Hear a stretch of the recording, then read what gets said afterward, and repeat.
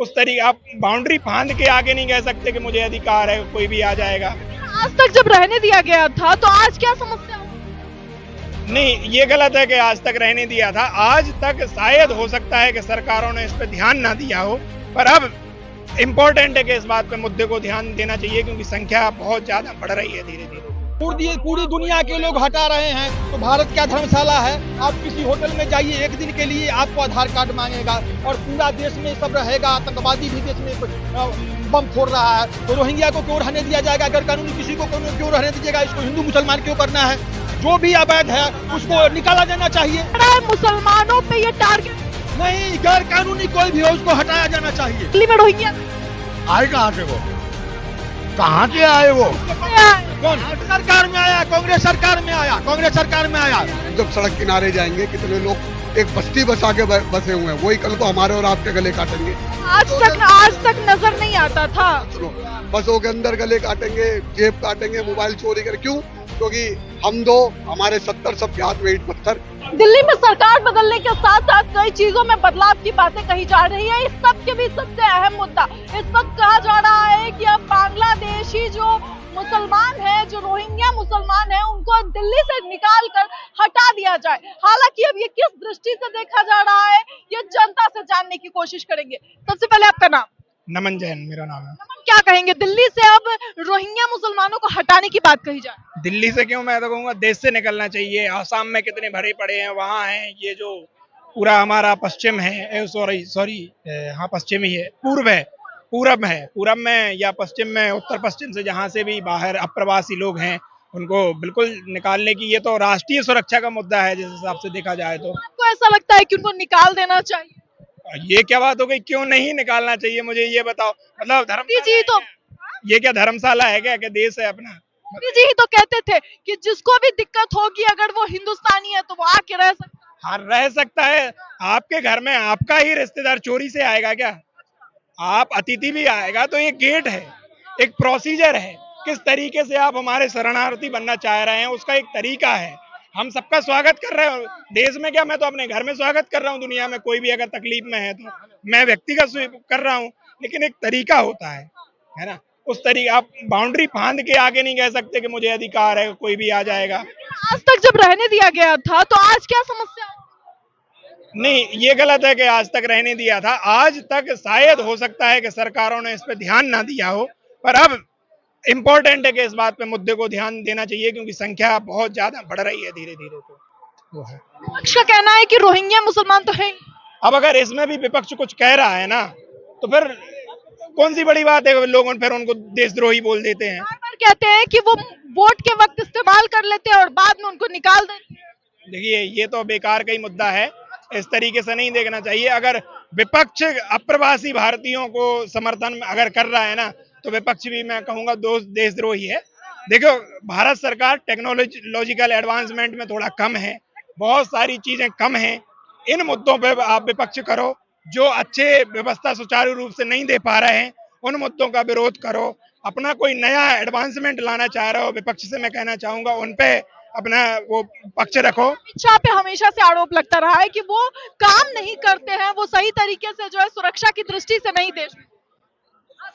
देखिए, जिस तरीके से काम उन्होंने लगभग अभी 12-15 साल में किया है ना, 70 साल का कंपैरिजन करने के लिए बहुत ज्यादा ही निकलेगा अगर उस तरीके से देखा जाए तो।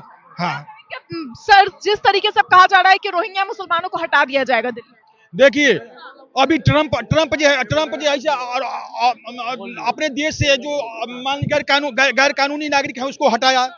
श्रीलंका भी हटाया था, पाकिस्तान भी अफगानिस्तान को हटा रहा है। पूरी दुनिया के लोग हटा रहे हैं, तो भारत क्या धर्मशाला है? आप किसी होटल में जाइए, एक दिन के लिए आपको आधार कार्ड मांगेगा और पूरा देश में सब रहेगा। आतंकवादी भी देश में बम फोड़ रहा है, तो रोहिंग्या को क्यों रहने दिया जाएगा? अगर कानूनी किसी को क्यों रहने दीजिएगा? इसको हिंदू मुसलमान क्यों करना है?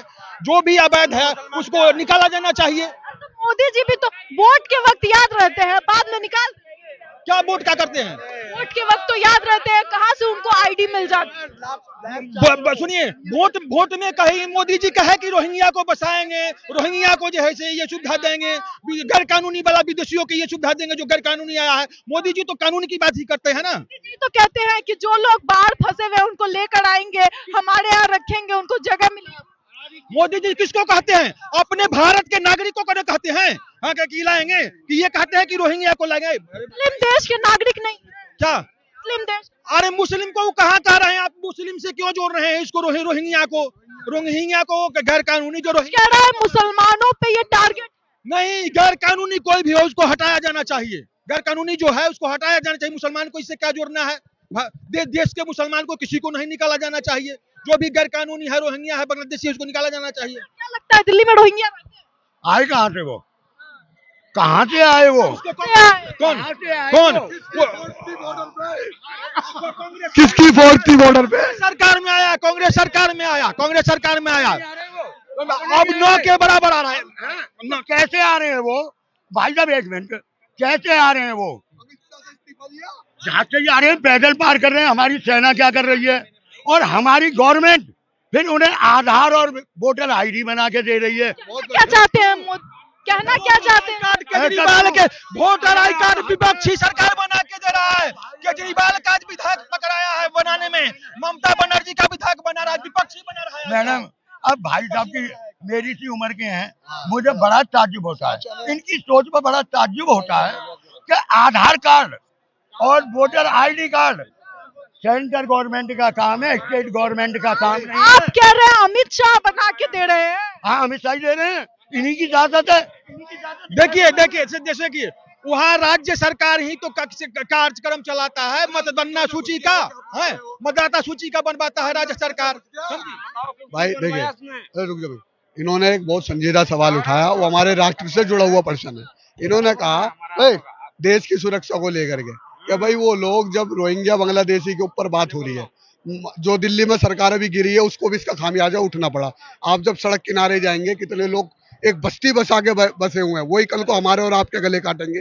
आज तक नजर नहीं आता था। सुनो, बसों के अंदर गले काटेंगे, जेब काटेंगे, मोबाइल चोरी कर। क्यों? क्योंकि हम दो, हमारे 70 सबके हाथ में ईंट पत्थर, क्योंकि इन्हें और कोई काम ही नहीं है, सड़क पर पड़े रहते हैं, यहाँ बच्चे पैदा करते रहते हैं। दुखद है। अब ये जो बोल रहे हैं कि भाई वो अंदर कैसे बढ़ गए देश के अंदर, जिम्मेदारी तो भारत सरकार की है ना। सरकार चला रहे हो आलू का ठेला, वो कैसे घुस गए? फोर्स आपकी, सब कुछ आपकी। हमारे कहने से तो कांस्टेबल भी नहीं डरने का, आपके हाथ में सारी फोर्स है। और दिल्ली के अंदर जो बीजेपी की सरकार बनते ही बाबा साहब डॉक्टर भीमराव अम्बेडकर और भगत सिंह की तस्वीर हटाई, सरदार आजम भगत सिंह। ये क्या तरीका था? हमने आपको सरकार दी है। ये सीधे ये कहना चाहते हैं, आप ये सीधे कहना चाहते हैं कि बीजेपी गवर्नमेंट उनको दे रही है रहने की जगह। को हुकूमत दी है ये सब करने के लिए। अरे आप इतनी बड़ी मेजोरिटी में थोड़ी आए हो, जो वो 67 सीट जीत के अमित शाह जगह दे रहे हैं। 48 सीट जीती, गृह मंत्रालय जगह जीती। 48 सीट में 8 सीट का मार्जिन 5-10 हजार से कम है। मुद्दे पे आइए, 40 में 36 में बहुमत है, 4 सीट से सरकार चल रही है। मुद्दे पे आइए। आपको लगता है अमित शाह का पूरा मुद्दा है। और ना कोई शराब का मुद्दा था। हमने केजरीवाल के चेलों से पहले भी कहा था कि फ्री का चूरन बंद कर दो, कोई फायदा नहीं हो रहा इसका, लोगों को रोजगार दो। रोजगार के नाम पे केजरीवाल ने 10 साल में कंबल ओढ़ के घी पिया, इसका खामियाजा आप पार्टी को भुगतना पड़ गया। ना उन्होंने घुसपैठियों के बारे में बोला, ना रोजगार के लिए अच्छे केजरीवाल सरकार ने। रोजगार तो तब मिलेगा जब रोहिंग्या देश से बाहर निकलेंगे। रोजगार तब मिलेगा ना जब रोहिंग्या देश से बाहर निकलेंगे। सरकार है, अब बीजेपी की सरकार बन गई, वो अपने वादे पूरे करे। उन्हें भगत सिंह साहब और बाबा साहब कर तो रहे हैं, रोजगार के लिए जगह भी तो चाहिए। क्या चाहिए? रोजगार के लिए पहले देश में से इलीगल लोगों को भी तो हटाना होगा। कहाँ हटाना होगा? क्या जो लोग लीगली नहीं है उनको हटाना होगा ना पहले। किसको क्यों हटाओगे? तो फिर आबादी का कानून बना दो। अगर आप ये कह रहे हो कि भाई हमारी व्यवस्था कोलैप्स कर रही है, सारे अस्पताल भर गए, क्यों हटाएंगे? सुनिए, रोहिंग्या बांग्लादेशी जो गैर कानूनी है उसको हटाना ही जाना चाहिए। हटाएं, उसमें हिंदू मुसलमान नहीं किया जाना चाहिए। सैफ अली खान मुसलमान है और रोहिंग्या बांग्लादेशी सैफ अली खान पर हमला किया, उसको हत्या करने के लिए हमला किया, समझे? बांग्लादेशी रोहिंग्या मुसलमान पर ही हमला करता है, हिंदू पर भी हमला करता है। बांग्लादेशी रोहिंग्या को देश से निकाला जाना चाहिए गैर कानूनी। काम क्या क्या है?